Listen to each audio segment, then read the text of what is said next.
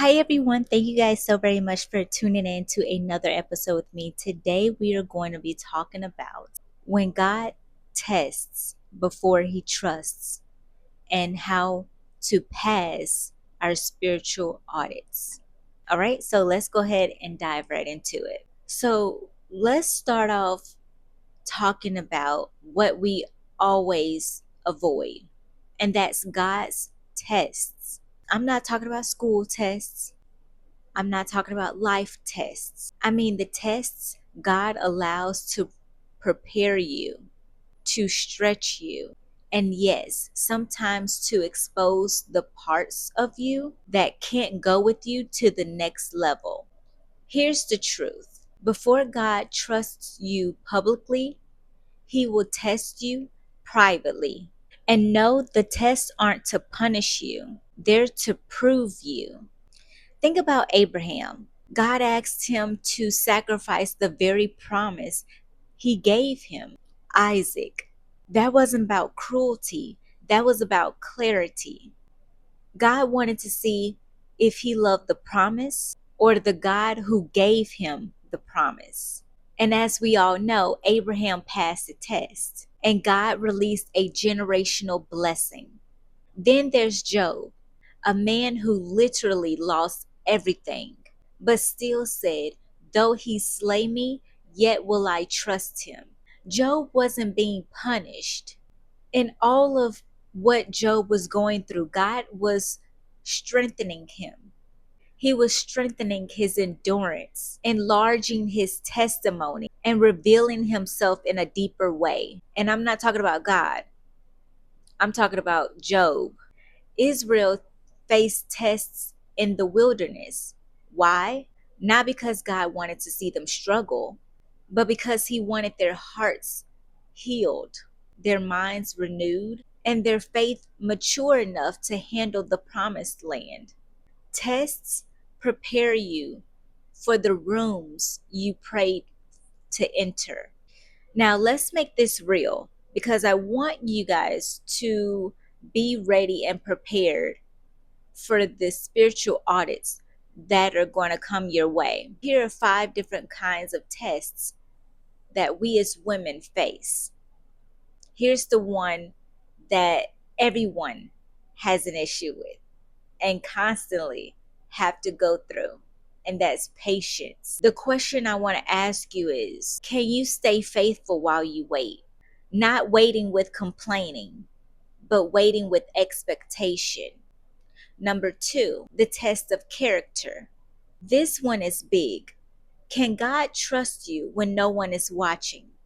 Will you be honest? Will you stay integrous?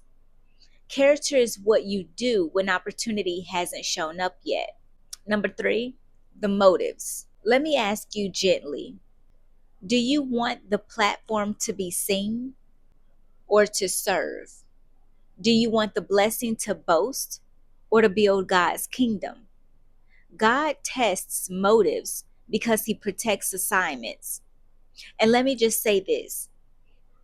When I first started, and I told you guys this, that when God initially gave this assignment, my calling to me, and I didn't even know that it was my calling. I thought that I was finally going into something at that time. And so when I was going after it and I was like, oh my gosh, this feels like something that I can see myself doing.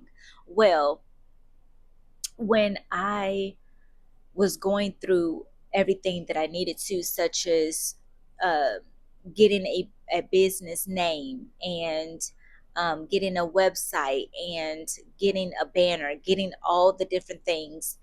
If I have a picture, then I'll show you guys. But I was getting all the different things together for my business, and it was a coaching business, and I was becoming a coach. And I was just fresh out of college, had my degree, and I was like, okay, this is exactly what I want to do. I looked up, different things that different speakers, trying to learn how to speak, and prepare for speaking engagements and things of that nature. And then and I could truly see where I wanted to go, right? But in that very moment, what I was doing was I was messing up things, because what ended up happening was um, I basically messed things up. God was doing amazing things in my life. He got me to a place where I was really outside of my comfort zone, but I didn't care, because I was in pursuit of my calling at that time, right? I was in pursuit of doing something and getting myself, established and whatnot. And so um, I was a part of a group. I had an event to go to share and showcase my expertise and all the things that were going on. I had a whole booth, a setup, everything, right? And I was able to connect with amazing women who were also entrepreneurs, and it was just a great experience. However, things fell apart very quickly, quicker than when I built it up, when God helped me to build it up. Why? Because I got in my own way. I allowed myself to start seeing dollar signs of like how much I can charge a person. And I really started focusing on that instead of focusing on the assignment, focusing on what I could do for the kingdom and how I can build it up, and how I can have God use me to build his kingdom. My sights were on on something completely different, and because of that, God tore it down before it even had the opportunity to build back up. But one thing that I did say, and I wasn't upset about it because I already knew what I did and how I messed up, but what I did say in that moment, sitting on a couch in my grandmother's home, because I was staying with her at the time. So in my grandmother's home, and I was like, okay, Lord, I see where I messed up. I see where I failed. I see where you had to break me down and remove it all. And I said, okay, I see that this is something that you have me to do. So I'm just going to wait for the opportunity again, because I know at that time, I did know at least a little bit that whenever God gives you something, you may mess it up in that very moment, but he's going to bring it back around, maybe differently, but it's going to come back around. Everything comes back around in a cycle. And so when it comes back around as another test, as another opportunity for you, be ready. And so here I am 10 years later, back into that calling, but my vision is different. The way that I'm viewing this opportunity is completely different. And that's all because God had to break it down, break me down, humble me, because I got too high and mighty for myself, humble me, and prepare me the right way this time. So here's the test of faith. Will you trust God when it doesn't make sense? When resources look small?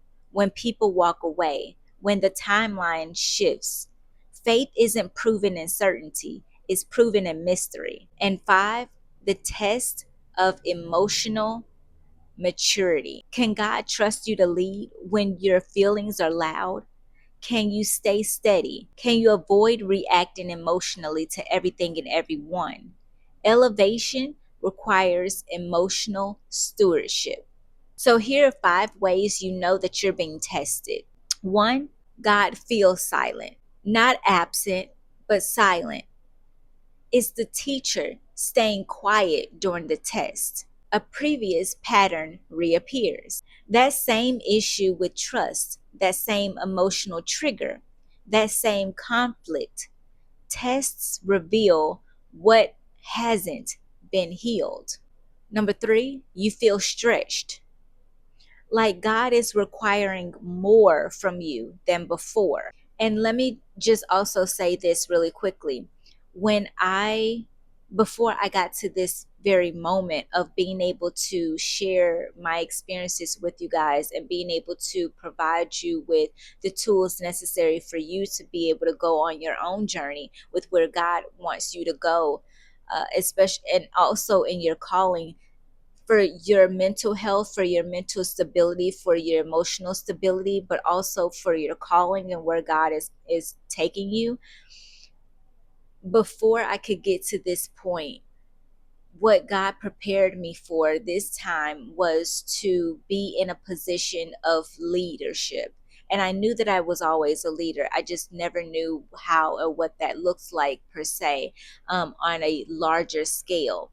And at that time, a larger scale for me was me being a leader over many women who I always wanted to do. I always wanted to lead a Bible study and see how that would be, and just being able to help in women with their relationship with God, and being able to increase that. If it, if it was at a certain level, let's go ahead and increase that. Let's go ahead and let's take that walk with God, because I understand firsthand what it's like to not have anyone on that journey with you. And so I wanted to make sure that I was that person, that God could use me to be that person, that conduit, that vessel to be with another woman, to lead her to know Christ, and to have a relationship with Him. And so He put me in a position that really stretched me. And it was an opportunity for me to be able to showcase myself, or prove to myself and prove to Him this test of opportunity that He was giving me. And that was an opportunity to be over 24 women and help them to know more about Him, and help them to grow their relationship with Him, and be there for them emotionally and mentally. In all of that, we grew our relationship together. We learned more about one another. There's so much that we went through as individuals, and we were able to be there as a collective group, a support group, a group of women, of godly women who care and love and appreciate one another. And that's all that I was praying for, and that's all that I wanted. And so God really helped me to step into that role in such an amazing way and be that support for them as well. And He was able to see what I was doing with the people, His sheep, right? The people that He trusted me with.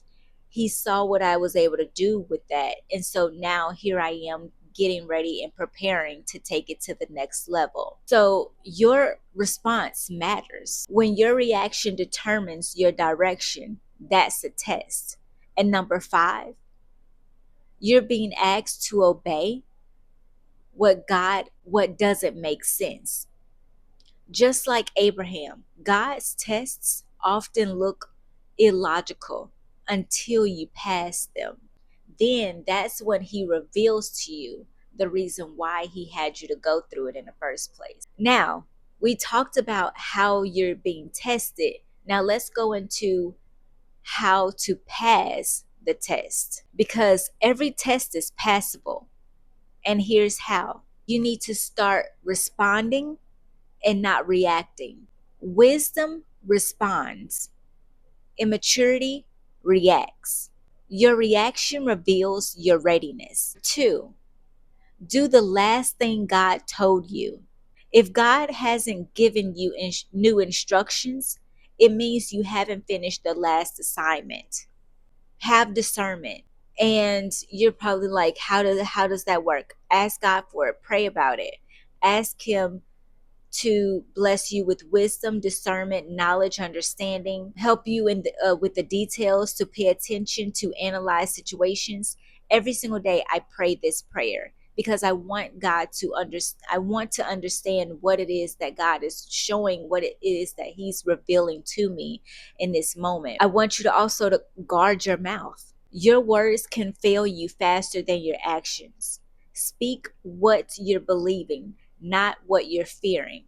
And side note, shameless plug, I do have a book out that talks about watching your mouth and making sure that you don't allow your mouth, your words to get in the way of what it is that God is wanting to reveal to you, what He wants to do in your life. Also, it's a mental thing in making sure that you don't allow your words to get in the way of the way in which you think, or your emotions, or just your state of being. I do have that available for as a physical book and a downloadable version.